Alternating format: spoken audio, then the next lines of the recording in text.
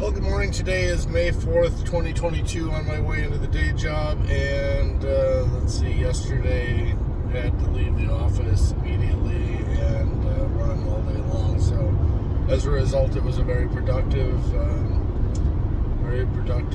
day as far as finances go. We did not do any secondary source of income. Did 3 after hours jobs as well.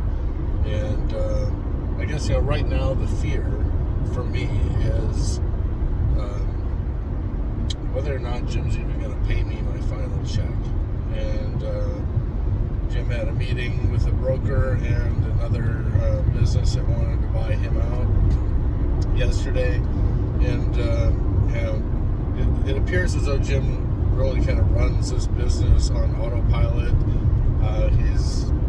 It's almost hobbyish, if you will. He doesn't know any of his numbers as far as when his peak times are, when his slow periods are. He knows them by gut, by feel. And when all of a sudden the shiitake, kind of hits a fan, or we go into a low period, he's like, oh, yeah, that's right, this is the slow time of the year.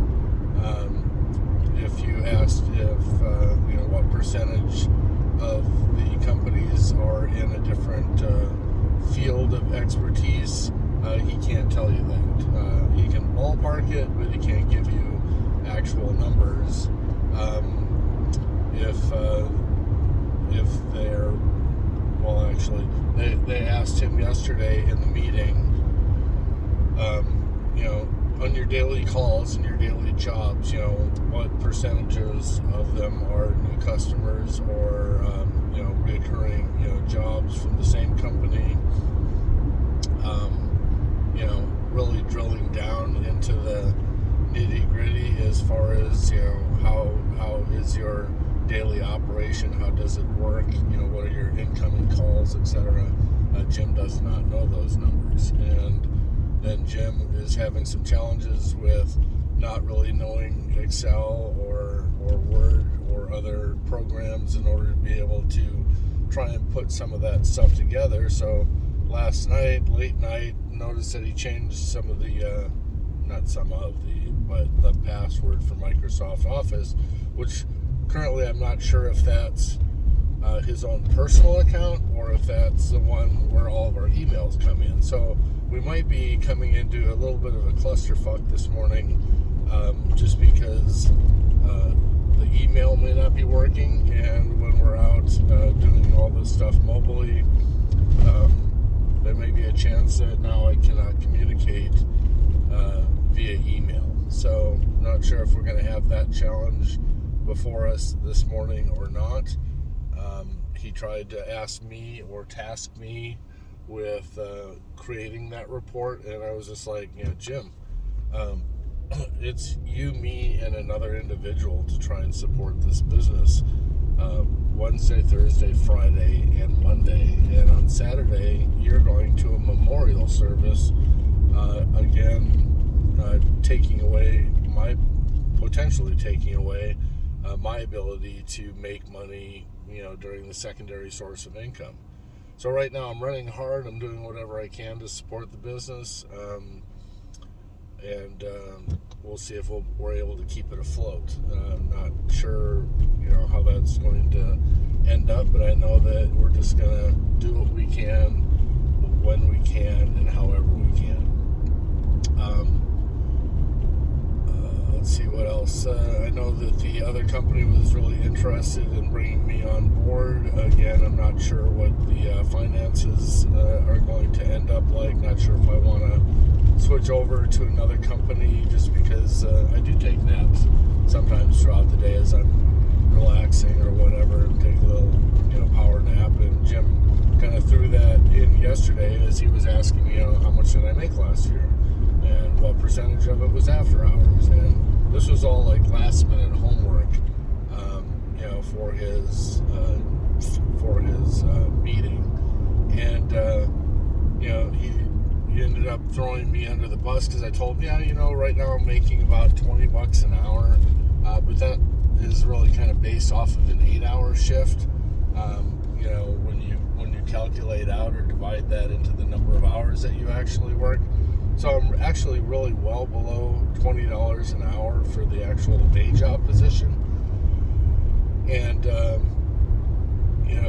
as a result, he says, yeah, but, you're working on your own projects and, you're taking naps. And I just kind of threw it back at him. I'm like, is this really how we're going to have our divorce? Is this how we're going to break us apart? Is by you, throwing me under the bus?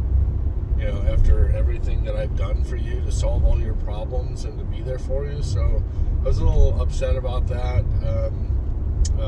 I do know that I do work on my own projects during downtime, but that's what he's paying me for, because he doesn't want to have to deal with the drivers. He doesn't want to have to deal with most of the phone calls. He has only a few people that he really wants to talk to, on a daily basis, and so that's what he pays me for. So it was a good relationship there, and we'll see how he ends this. Not sure, and quite frankly, I really don't care. Quite frankly, he's been there for us. He's supported us. He's helped keep us afloat during bad times. And that's where the loyalty comes in, why I do everything that I do for Jim. But if this is how he ends it, then I guess that's how it'll be. So I'm on my own path, and I've been talking to you about that since the inception of all these different videos. And yes, this would throw a little bit of a challenge in, but the irony is, the harder that I work, the more money that I make, then the better it's going to be once we do launch all this. So I'm still on track, still on focus, and still going to get everything that I possibly can done. So talked to Fabio yesterday, and I told him over and over again, end the relationship with Ira. No communication. Do not text. Do not talk to him on the phone. Do not talk to him in person. Make sure that you've got a police officer there to coordinate, this final extraction of all of Ira's stuff out of the office.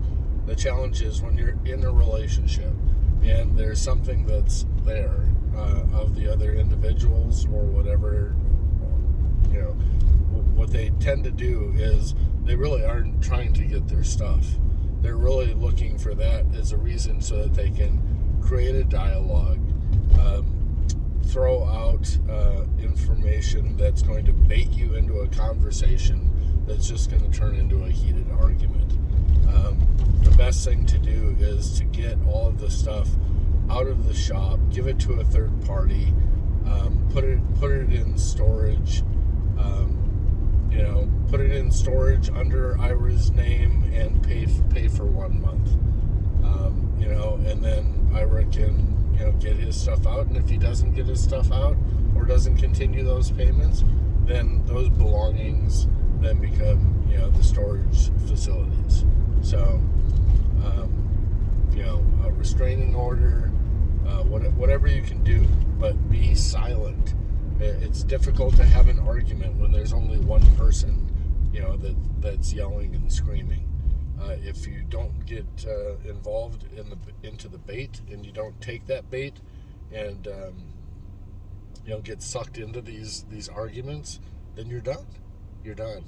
The secondary challenge is Ira's going to do an end around. Ira is going to hit up Nicole, and unless Fabio and Nicole are both on the same page that there's no communication, then it's just going to continue. The third challenge is, I think that Nicole and Ira have a child together, and they're going to always probably be some type of communication, and therefore there's always going to be the bait in the conversation to try and draw that into an argument. So as a result of our conversation yesterday, I thought that we were going to try and resolve this fuel pump issue because the level on the gas gauge isn't working properly. And I thought that after the 3 night jobs last night that I would be able to run over to the shop and that he would be there. But lo and behold, no response, no answer to the phone calls. Just don't get it. So, another day. Just take on the day. Do your best in everything and anything that you do, and be a person that follows your own path. Set yourself up, set your family up. Rely on nobody. Just take charge of your life. That's my advice. And always have a plan B, if not a C and a D. A, B, C, or D. Have a plan. All right, well, I'm almost to work. Text messages are going to start flying, so I'm going to let you go. I love you guys, and we will talk to you again tomorrow.